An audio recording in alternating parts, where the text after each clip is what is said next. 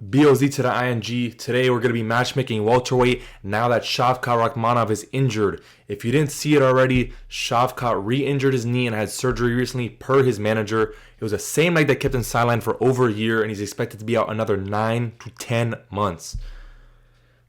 There was a video over the weekend on Saturday showing him in crutches and a brace over his knee at some event over wherever he lives, Kazakhstan or whatever. And people thought, oh, he just got surgery, but yes, it was a re-injury. He was posting training videos in December saying he's back to get ready. He was saying he's going to return February, March, and obviously that is not the case. He just got surgery out another 9 to 10 months. So that means he's out, let's say February now. He's out till November, December. So probably the whole entirety of 2026, especially with how hard his division is to matchmake and what we got, because we're going to be matchmaking, and it is very difficult for me to do this because there's some weird matchups going on. People fighting up, people fighting down, but rankings don't really matter at the end of the day. We know that rankings don't really matter.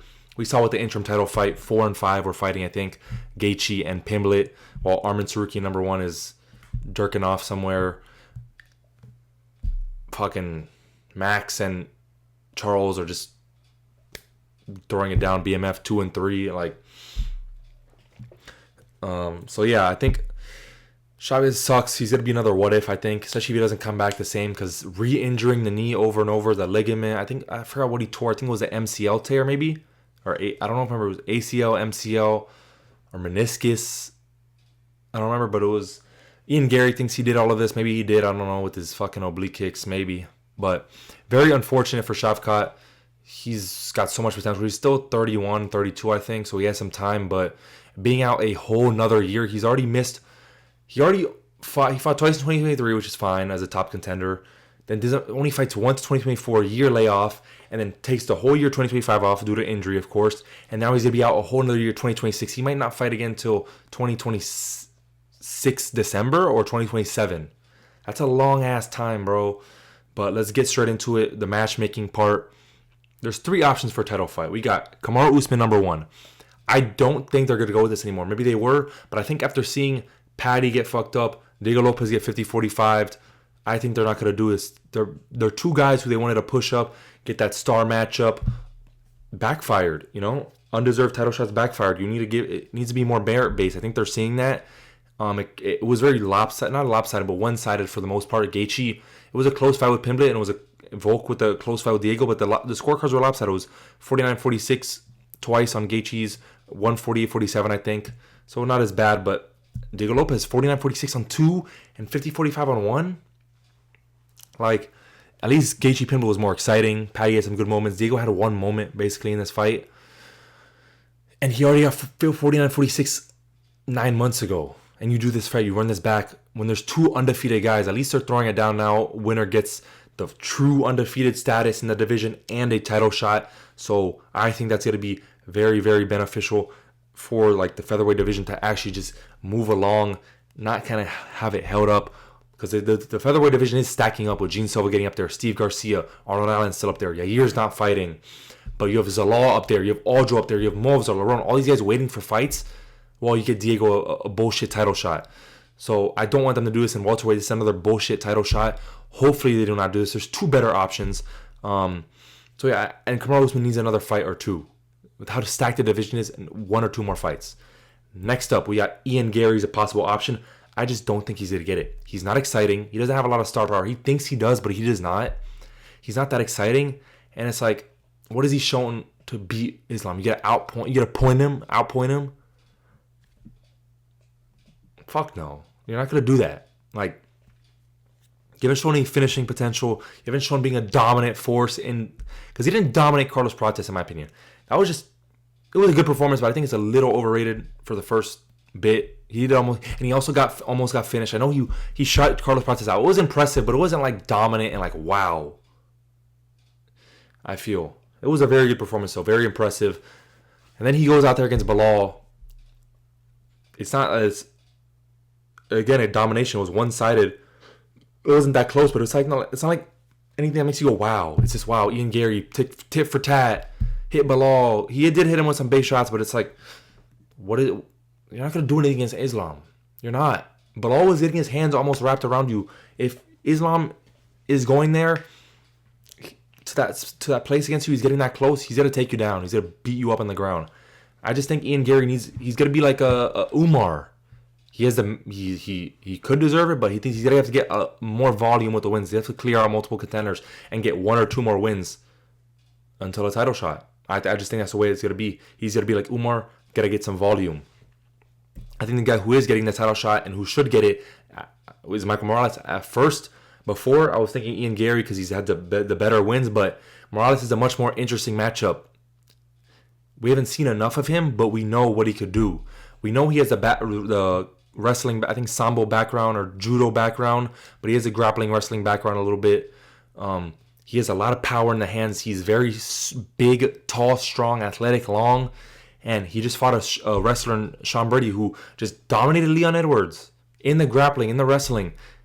He just shut him down. Like, didn't even let him get close. The hips back approach, the power in the hands, explosiveness, while having those hips back still. It's a very intriguing matchup for Islam.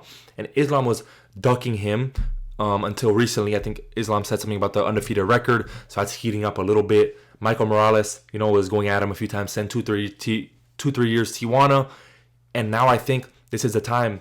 They're going to make this fight in maybe May, because I was thinking White House card, but supposedly there's going to be no Russians on the White House card per Marab. So Ramadan ends mid-March. Mid-March, you have your 8-week camp, mid-March to mid-May. You get this fight done.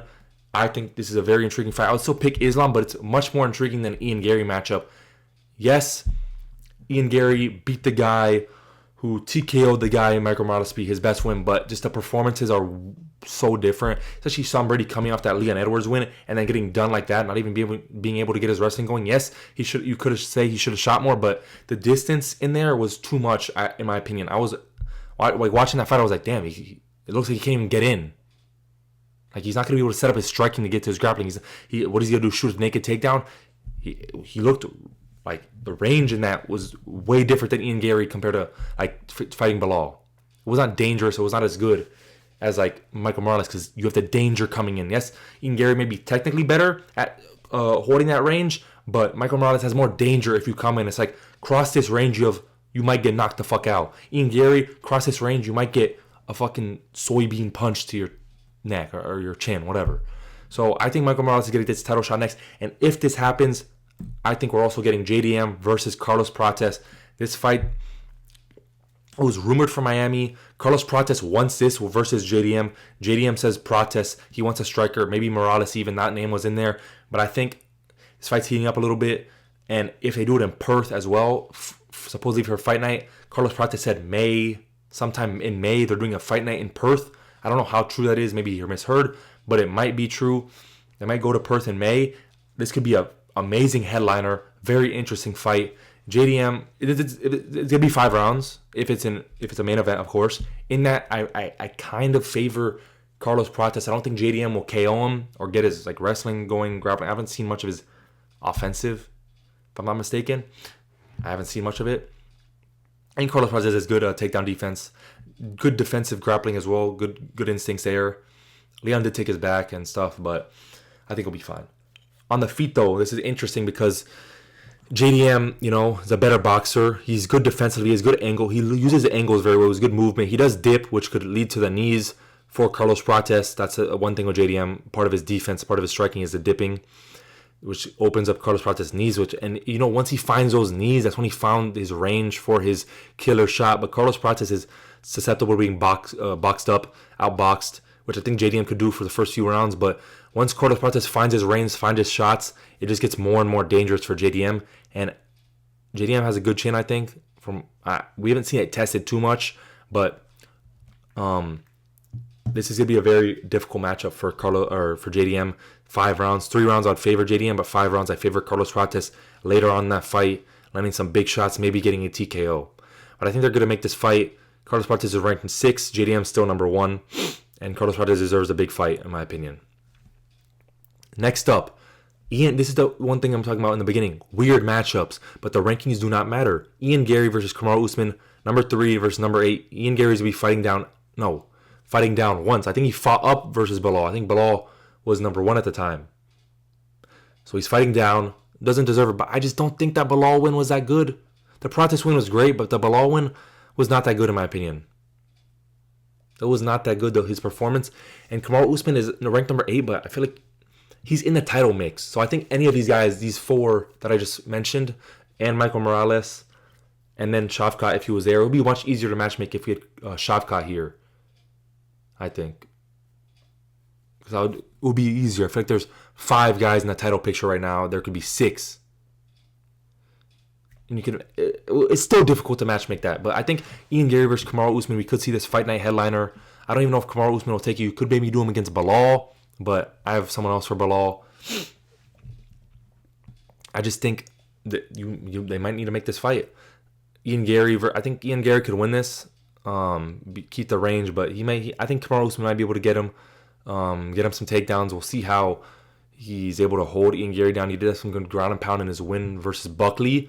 Very good takedown entries. They were pretty explosive and very well timed.